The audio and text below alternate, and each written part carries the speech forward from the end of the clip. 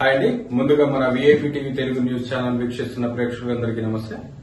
ఈ రోజు మధ్యాహ్నం 2:30-3 ఆ ప్రాంతం నుంచి ఒకటే ఎదురగాలి వాన ఫుల్ గా అసలు స్కూళ్లు క్లోజ్ చేసే టైంలో అందరూ ఆఫీసు నుంచి బయటకు వెళ్లే టైంలో ఆ టైంలో కుండపోతగా వర్షం పడింది. ఈ వర్షానికి మనం తెనాలిని చూస్తే ఏదో మన మారుమూల గ్రామంలో ఏదో ఒక పల్లెటూరు అనుకుంటాం. ఇది తెనాలి సిటీయే. తెనాల్లోనే మోకాల దాకా నీళ్లు. పిల్లలు స్కూల్ నుంచి వెళ్లే పిల్లలు సైకిల్ తొక్కుంటా వెళ్తే అసలు వాళ్ళు సైకిళ్లు తొక్కలేక మామూలుగా నడిపించుకుంటా నీళ్లలో వెళ్లే టైప్ లో వర్షపు నీళ్లు ఆగిపోయి ఎన్నో రకాలుగా ఇబ్బందులు పడుతున్నారు. అందులో మళ్లీ రాబోయేది వర్షాకాలం. ఇట్లా ఉంటే అసలు ప్రజలు ఈ వర్షాకాలంలో బయటికి రావాలంటేనే భయపడే పరిస్థితి. ఒక్కసారి మన తెనాల్లో 4 రోడ్లు కవర్ చేశాను. ఈ 4 రోడ్ల పరిస్థితి ఎట్లా ఉందో ఒకసారి చూద్దాం.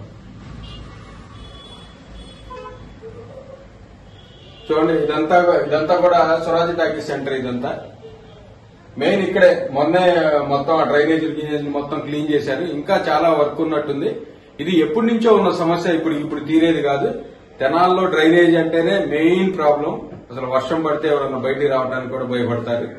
అట్లాంటి ప్రాబ్లం ఎలాగైనా కూడా మనోహర్ గారు దీని మీద దృష్టి సారించి తొందరగా, ఎంత తొందరగా అయితే అంత తొందరగా ఈ వర్షాకాలం లోపే ఈ పనులు పూర్తి చేసి కాస్త ఈ డ్రైనేజ్ ప్రాబ్లం ని సాల్వ్ చేస్తారని నేను అనుకుంటున్నాను.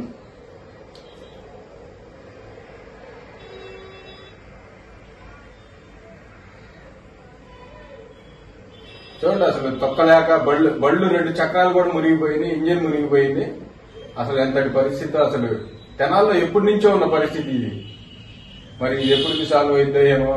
ఇది చూడండి, అసలు ఉషోదయ ఒక కారు అయితే వెనకాల డిక్కీ కూడా నీళ్లలో నుంచి తడుస్తూ వెళ్తున్న పరిస్థితి. కారు డిక్కీ కూడా చూడండి, అసలు ఎట్లా నీళ్లు మునిగిపోయి షాపులన్నీ కూడా వ్యాపారాలన్నీ ఇంకా నష్టమే. ఈ వ్యాపారాలు ఆ వాన పడి ఈ నీళ్లు పోయి అంతసేపు కూడా వెయిట్ చేస్తుంటారు. జనాలు ఎవరు బయటికి రాలేరు, ఎక్కడ ఆగలేని పరిస్థితి.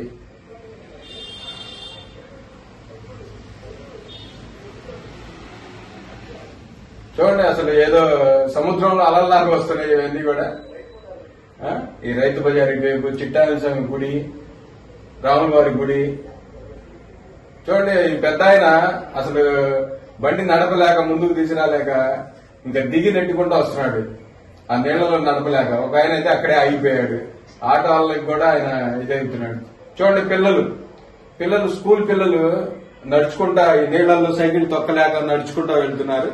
చాలా ఇబ్బంది. ఇదంతా వచ్చేసి మన టీడీపీ ఆఫీసు చిన్నవూరు పార్క్ వెళ్లే దాంట్లో దేవిగుడి వైపు వాతావరణం. ఇదంతా కూడా అసలు సందుల్లో గొంతుల్లో మెయిన్ రోడ్లో అన్ని డ్రైనేజ్ ప్రాబ్లమ్స్, డ్రైనేజ్ సమస్యలే. చూడండి, ఒక ఆమె బండి ఆగిపోయింది, పాపం నెట్టుకుంటా వెళ్ళాక వెళ్తున్నారు. అసలు చాలా ఇబ్బంది అండి. వర్షం పడితే తెనాల్లో ఎంతో ఇబ్బంది. అసలు బయటికి రావాలంటేనే చూడండి, అంతా నడుచుకుంటా వెళ్తున్నారు. ఇది మన ఆఫీస్ దగ్గరలో కూడా ఇదే వాతావరణం, ఇదే పరిస్థితి. ఇదేమో మన వాహాబ్ రోడ్ లో పరిస్థితి. ఇదంతా ఈ వాహాబ్ రోడ్ లో కూడా ఇట్లానే ఉంది. మదీనా మసీద్ బయట, మసీద్ వైపు ఈ బయట రోడ్డు. అసలు ఎక్కడ సందు గొంతుల్లో అన్ని చోట్ల మెయిన్ రోడ్లు అన్ని జలమయం. అంతా తెనాలి అంతా జలమయం.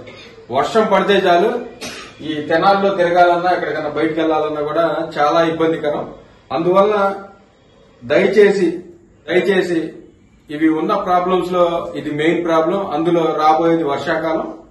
ఈ స్కూల్ నుంచి పిల్లలు వెళ్లాలన్నా, ఆఫీస్ నుంచి ఎవరన్నా 5 గంటలకు 6 గంటల అటువంటి టైంలో ఇళ్లకు వెళ్లాలన్నా చేయాలన్నా కూడా జనరల్ గా తిరగటానికి కూడా చాలా ఇబ్బందికరం వర్షాకాలంలో.